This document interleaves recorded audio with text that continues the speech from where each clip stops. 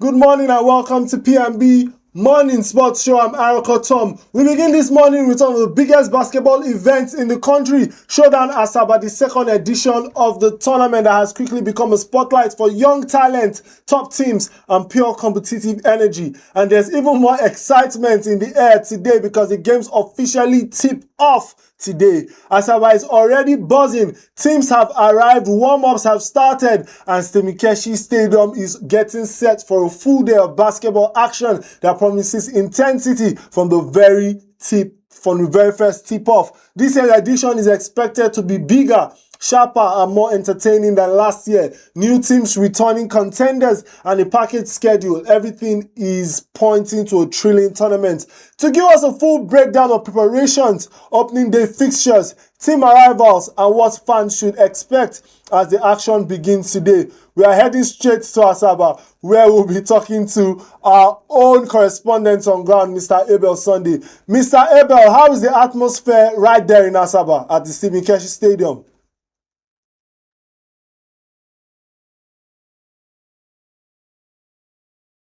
Mr. Abel, are you with us? You can hear me? Yes, Can you hear me? yes. Okay, good morning. And I said the atmosphere is electrifying. The jumbo they just had the jumbo now, and the game started like a minute ago. The first game for this year's edition. But what I find, I think they have some glitches yesterday because normally it was expected that the jumbo would start yesterday. They had the jumbo yesterday, I beg your pardon, and but because of one or two technical issues, they could not start yesterday because they're having accommodation issue, which they were able to sort it out last night, and players arrived. All the teams have arrived. About 18 teams. Here already we have 12 male team and 6 female team already on ground. And the first game will have Divine Speed taking on Emo Dragons, and the second game will be by 10, which is Delta Force taking on the Anambra Warriors. Then the third game, which is by 12, High Flyers of Benin, is taking on Pace Setters of Asaba. Then the fourth game is Discover, that is for females, Discover Phoenix from Wari taking on Bayelsa Blue Whales. Then the fifth game of the day is Bayelsa Petrol taking on Divine Speed of Wari. So those are the games for now, the first 5 games for now. Okay. That will be on ground. But by and large, I think everything is moving smoothly. The organization is superb, and of course the atmosphere, like I said earlier, is electrifying. Okay. I know you mentioned that you are going to be meeting with one of the organizers yesterday. You said so. Have you met with him? And if you have, what is his take on the competition? And what is his goal for this year's Grit and Glory Showdown basketball tournament in Asaba?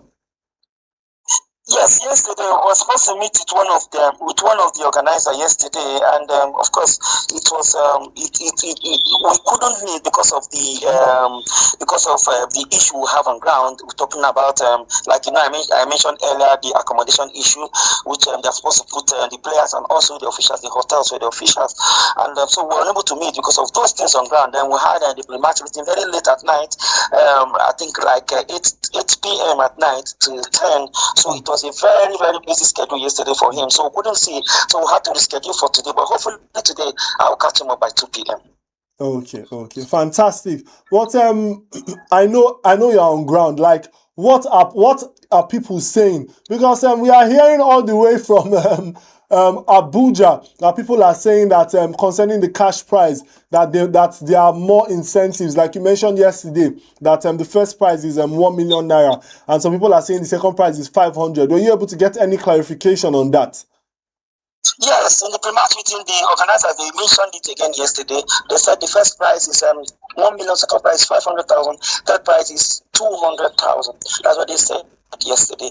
And of course, last year, the reason why they make the created third place last year, it was just first and second that were given something. But this year they said they had to make it those that finish on the podium, they had to get something, which means we're talking about first, second, third, which will be our medalists this year. So they will have something to go home with. But again, many people, even in the match meeting, somebody raised an issue in terms of I don't know want to get to that place, but let me just mention it now about how technicality actually, how this quarterfinals was played, and the high flyers coach was very, very bitter about it because he was I think last day it was against him. I think the thing go not on his favor, and the pairing was very, very wrong, and there was a technical blunder there, and they put all that straight how they are going to do the the quarterfinals pairing and the semi-finals pairing. So everything was sorted out and it was cleared yesterday that this is how they are going to do it in case there is a tie and there is a head-to-head. So if there's a tie, the first thing that could use FIBA rule, the first thing that comes in is head-to-head. So head-to-head, anybody goes, the person that won that game will go up before points. If there's a tie on that regards, before they will now go to points. So that was sorted aside. Then Coach Tony, the Bayelsa head coach, also made an observation, and he said he would have loved that the organizers also given incentives in terms of transportation from the hostels where they come these players down to the venue of the game, which is still in Keshi Stadium here in Asaba. But of course, the organizer worked that out that they did not plan for that. But maybe next edition they will look into that, and is a feedback that they are going to work on. Hopefully next edition there might be an incentive that will give to teams for in terms of like to subsidize their transportation. Okay, fantastic. But we hope you are enjoying yourself, and we can't wait for you to come back, even though it's just the beginning of the tournament. Well, talking about enjoying myself, well, I don't think Asaba can beat Abuja. Of course, definitely you know that. Well, I'm just trying to manage. You know, we are the seat of power. This is Asaba. Come on, you cannot compare Abuja with Asaba. But I'm trying as much as I could to do my work and also enjoy myself. Okay, fantastic. It's a pleasure hearing from you, and we expect to get more insight and more details on the Grit and Glory basketball showdown in Asaba. Oh, definitely, of course. Pleasure too. Okay, fantastic. Okay, so right now we're going to be going on a short break, and when we come back, we're going to be discussing Manchester United versus Wolves. So sit tight, grab your teacups, and don't go anywhere, because P&B Sports Show will be right back.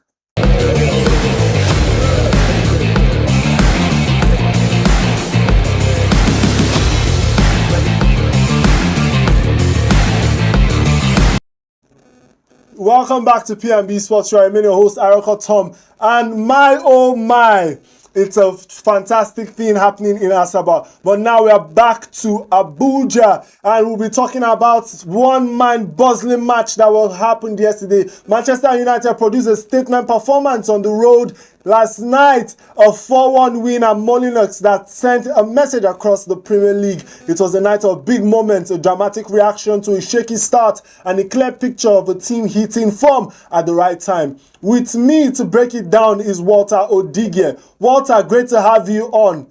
Let's go into the moments that mattered yesterday. What's your opinion on the match that was played yesterday?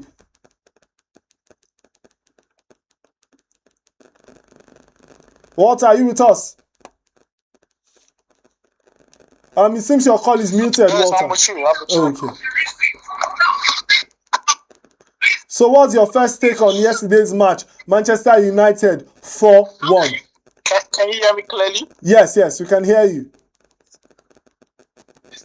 Okay. It was actually a good game of football yesterday, and I think United have owed their fans such a performance for a long time, because in recent weeks they've been abysmal and they've not been good enough. You know, for that Everton game, I thought the Hawks won that Everton game, but they suffered the 0-1 defeat at home. Then let's talk about the West Ham game last week Thursday, whereby they didn't give a very good account of themselves. So, to be honest with you, it's been long coming. They've owed their fans such a result, but I think Wolves are not just good enough. There's a reason why Wolves are at bottom on the Premier League table, and there's a reason why they haven't won a single game this season, and they've drawn just 2. So I think it's certain Wolves will go to the relegation this season. They are not really good enough. They have not shown that they have what it takes to stay in the Premier League. But regardless, you still have to beat them game, and that was what Manchester United did yesterday. And kudos to Bruno Fernandes, who I think was, the most important player of the match. He had a hand in all of the goal, 2 goals, 1 assist, and the 4th goal he was his defense splitting pass that set that up through to be able to provide an assist for what's called Mbeumo. So overall, I think United really, turned up yesterday. They, like I said earlier, they've owed their fans such a performance, and it was good that they finally were able to deliver such a very, very good performance. And congratulations to Amorim. I think that is more time. He has bought himself more time, and it's what it is. And hopefully they can pick it up from here. Okay, so you rightly mentioned that the Wolves are at the bottom of the table. What is your opinion on this? Do you think that Manchester United just exploited on their weakness, or do you think it was actually a superior performance from what we are actually used to having from them? To be honest, I don't think it was a superior performance. I just think they exploited Wolves' weakness, because you are playing a team that you have nothing to be scared about playing. Yes, they showed spirit, especially in the closer stages of the first half. Wolves showed spirit. They showed that they can match up. They showed that they can fight, and they obviously got an equalizer as a result, which was made 1-1 at halftime. But in the general quality, in the general play, in 90 minutes, United quality were always going to prevail. So I think they exploited Wolves' lack of quality. I won't say it was a performance begins. I won't say United won because they were super good or because they are the best in after sliced bread. No, I will say they won because they played a very, very, very weak opposition, an opposition I don't think are good enough to be in the Premier League. So yes, it was easy for United to pick all maximum 3 points, but it's not down to them. It's down to Wolves being a poor side in the Premier League this season. Okay, but talking about Wolves being a poor side in the Premier League this season, I think some fans will say that it's commendable for Manchester United, especially after Manchester United. It's been terrible this season. I've watched their games this season. I've seen the goals they conceded this season. I'm like, if you make this mistake, the United scored. It was a giveaway from Andre, one of Wolves' best performers, and it was his misplaced. Like you said, was a counter attack. They were attacking. They were at the ascending order, and the Bellegarde lost the ball, and United swiftly countered and scored the second goal. So they've been making this mistake all season. This is not just the first time that I would say Wolf. Yesterday was just another day, but like I said earlier, it's Wolf. They are a poor side, but you still need to go there and go and beat them, because if you are going to play Wolf and you just walk into the stadium with a mindset of it's an easy victory, trust me, you are going to get yourself upset. You're going to get yourself shocked, because anything can happen. In as much as they are not good enough, like I said, in the Premier League, they can good enough in the Premier League. But yes, it's not to do with just knowing that. But Manchester United, they did very well to get all maximum points, and it's a relief for Ruben Amorim, because a lot of fans, a lot of people have been calling for his sack. So I think he needed this victory more than everything. United are now in the top 6, just 7 points away from the league leaders, and just 2 points away from the top 4. So that's not a bad position to be right now. So they know that they need to do better, especially when they are going to lose Mbeumo, Ahmad, and Mazraoui for the African Cup of Nations.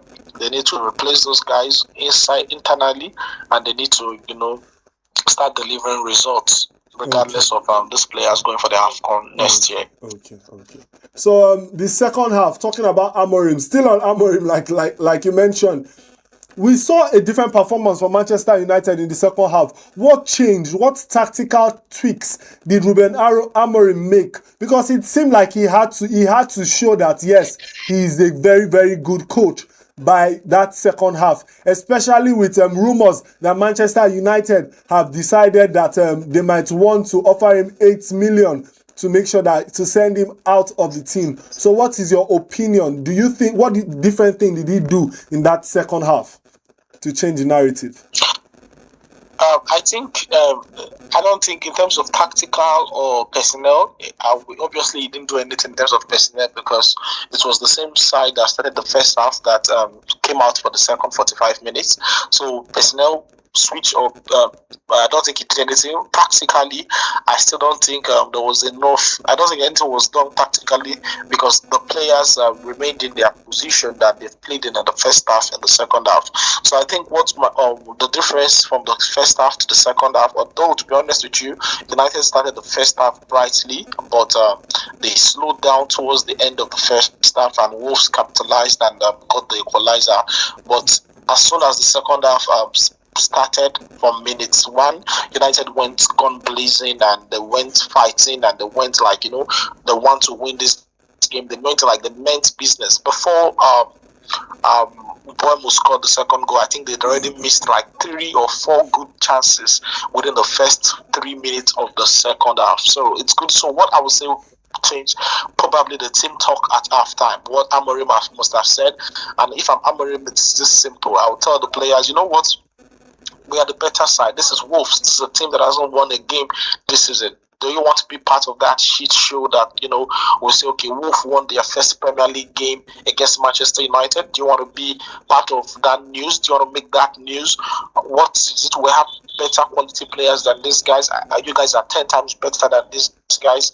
I don't understand what happened. So I think it's the motivation during the halftime team talk that was the difference, if you ask me. The motivation, the energy, and you saw that in the second half straight away. They went blazing. They went like a team that we are on something. So yeah, I won't say tactical or personnel switch, but I would say motivation. Halftime team talk really did a whole lot of good and for the United players' confidence, and they responded positively, and it was a convincing victory in the end. Okay. So we saw players like Jean Richner, Mason Mount, Brian Mbeumo, but one player that stood out was Bruno Fernandes. Bruno Fernandes, who had it was a goal fiesta for Bruno Fernandes, and it seems like he came back into goal scoring form in this match. What impact do you think Bruno Fernandes has on the Manchester United side moving forward?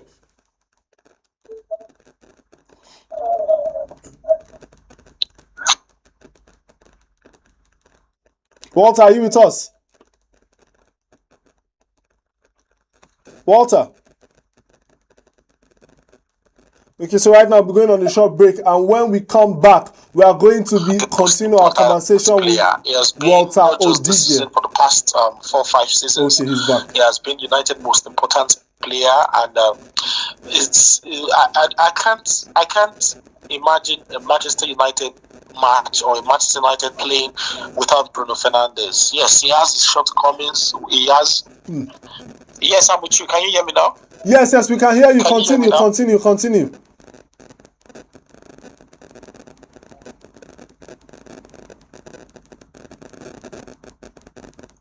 Okay, so it seems like there's some network glitches, and when we come back, we'll stick to Walter Odige. So don't go anywhere, because P&B Sports Show. Okay, so sorry for the break in transmission. It seems like we had network glitches. You know the typical Nigerian problem. But we are back to Walter Odige. Walter Odige, still on Bruno Fernandes. What is your opinion on this man and his impact on the Manchester United team? Yeah, I think Bruno Fernandes has been Manchester United's most important player for the past 4-5 seasons. What he has done, I saw a statistic yesterday that was mind-blowing. Since he made his debut in the Premier League, he has had 123 goal contribution. Only Mohamed Salah 185 and Son 124 has had more. So he's such an important player for Manchester United. Me personally, I can't sit down and watch Manchester United football when Bruno Fernandes is absent. Like I was trying to say earlier, he has his shortcoming, he has his faults, which are mainly his defensive contribution, or will I say his defensive failures, but overall, generally, he's head and shoulder above every other player in Manchester United. Is their captain. He's such an important player. You know, if there's one player Amorim wouldn't want to miss out on, it has to be Bruno Fernandes. He's such a good player, and he's so important to Manchester United system. Oh, okay. So, finally, Walter, from last night's match, what tactical lesson should coaches learn from last night's match? And if you were the Wolves coach, what would you have done differently to play against a team like Manchester United? Talking about what to have done differently from a Wolf point of view, I really don't know. I think what Wolves are missing right now is confidence. What Wolves are lacking right now is confidence. Do you know how draining or how damaging not winning one of your first 15 Premier League games can do to your mentality? It can affect you so bad that you will not even believe in yourself. You will not believe you are good enough. You will not believe you can win games. So that's where Wolves are right now. They are in a very, very tough space. They are in a space whereby I just feel, I don't see how they will survive this. I think they will go to the relegation this season. I just don't see them coming back from this. So what they could have done differently, I don't know. To be honest with you, tactically, I don't think would have saved them. But the only thing I can say they could have done differently is, be more motivated, have something to fight for, especially in their next couple of games. They need to fight. It's the Premier League. Even if they will go down, they need to go down with their head held high, and that's what the manager is going to be telling them. Let's try and pick points. We don't know what will happen in the second half of the season, but literally they haven't won a game in the first half of the season, and they have just 3 games left to try to change that status. So it's been terrible for Wolf. But one tactical lesson I can see we have learned from yesterday is United are a far better side on transition. They are a far better side when they are playing counter-attacking football rather than when they try to dominate teams. And that's what we've seen over the years or since Amorim took over. So they just need to learn how to practice or perfect that game plan. Make sure they sit back, and if team hits them, they can hit the team on the counter attack, because they have flying players. They have players that can hurt you in seconds when it's time to hit you on counter attack. So that's what I would say I have learned this season from Manchester United. Okay. Walter, thank you so much for your sharp analysis. It's always a pleasure to have you on our program. The pleasure is mine. Thank you. We are still expecting our prayers all the way from Lagos. No problem, you will get there.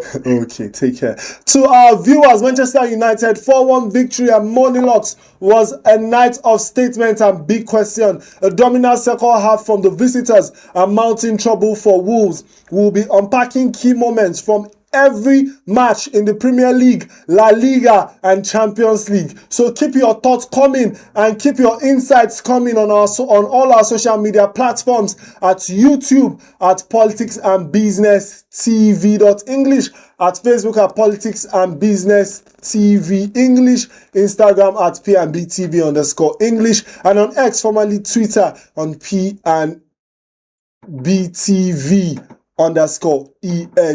I'm Aaron Tom, and until next time, it's bye for now.